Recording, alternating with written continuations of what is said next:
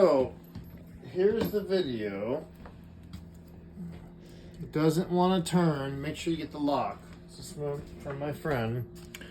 So what I do is I take this, I shoot the pointers out like that, the feelers. I turn it just a little bit, not much.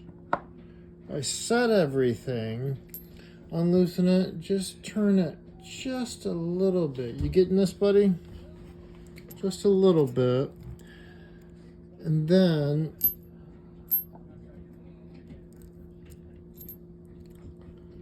oops, all right, here we go.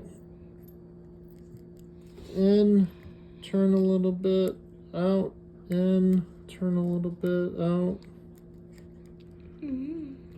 Oh, and there we go. There we go. See, we're turning now. Now, once you get it turning, then you tighten it.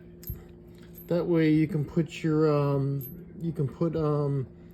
decoder on it. But as you see,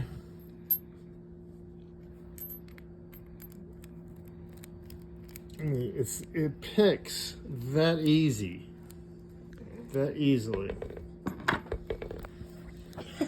My son, he held it, but yeah.